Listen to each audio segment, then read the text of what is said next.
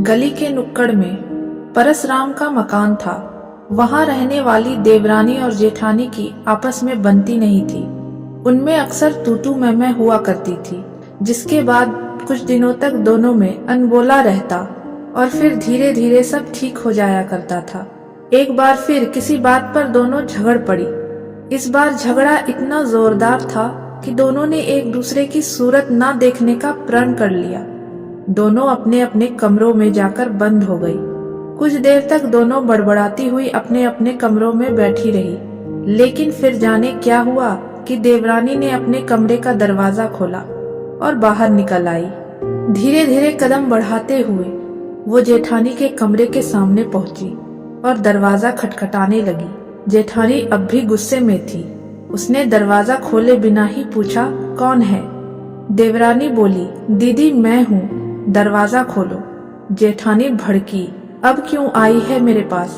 कभी मुंह ना देखने का प्रण लिया है ना, तो दूर रह, मेरे पास मत आ। देवरानी बोली, दीदी उस समय गुस्से में मैंने यह प्रण ले लिया था और सोचा था कि अब कभी ना अपनी सूरत आपको दिखाऊंगी, ना ही आपकी देखूंगी। लेकिन जब माँ की बात याद आई तो इरादा बदल लिया। माँ ने कहा था कि जब कभी किसी से मनमुटाव हो जाए तो सदा वह अपने हृदय में दबाए मत रखना। उस व्यक्ति की बुराई को नहीं, बल्कि अच्छाई को याद करना। आज झगड़े के बाद जब मैंने आपके दिए प्रेम के बारे में सोचा तो मेरा हृदय द्रवित हो गया। मुझे क्षमा कर दो दीदी, बाहर आओ, मैंने चाय बनाई है, आओ साथ में चाय पिए। देवरानी की बात सुनकर जेठानी का हृदय पसीज गया। उसने तुरंत दरवाजा खोला और देवरानी के गले लग गई। उसके बाद दोनों बहनों की तरह एक साथ ऐसे चाय पीने लगी मानो कुछ देर पहले कुछ हुआ ही ना हो।